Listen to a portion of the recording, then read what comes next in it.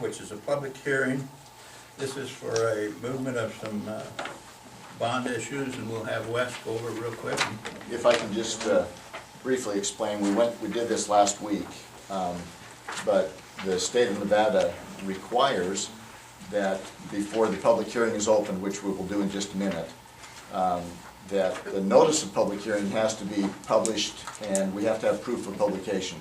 The paper that, local paper that we've been publishing that in the past, their guidelines have changed internally, and they're no longer in a position to provide us proof of publication sufficient to meet the state's guidelines. Therefore, we had to republish that notice of public hearing in the RJ, and that was published. We have complied with the required notice that's required by the state of Nevada, and therefore we can go ahead with the public hearing and then the item after that. Okay. And is there any comments from the public? Yes, sir. Just, Can I? Sure. You need to open the. I thought I did. Oh, I'm sorry, I didn't. I didn't? If you did, I didn't hear that, so that's my bad. Okay, we'll open this for a public hearing. well, I thought he just said you couldn't hold a public hearing. No, that was the last week we weren't not able to do it because it hadn't been appropriately agendized. It has been noticed. Now the public hearing is going to go. We held the public meeting, we had the item. The problem was that the newspaper that we published in isn't sufficient to meet the I NRA standards. understand, I just thought he was talking about now and not last week. Okay, this Last is an week exact was the problem. duplicate We're of good 2 today. weeks ago. This, yeah, there's nothing changed, the same thing as we did 2 weeks ago.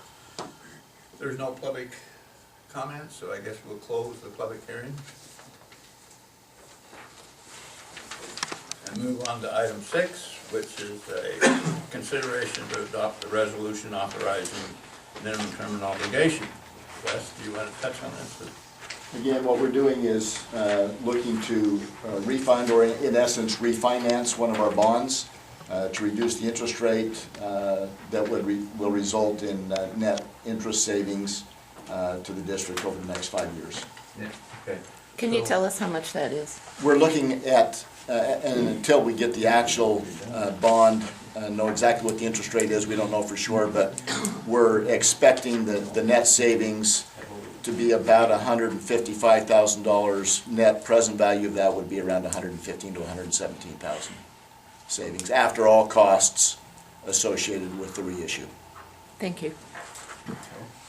All right, I'm looking for a motion on item 6. I move that we approve the resolution to refinance the bond, refinance certain outstanding obligations for the Virgin Valley Water District in the amount of $8,450,000. I'll second that. Have a motion second. All those in favor, raise your right hand. All opposed, no opposed. That motion carries.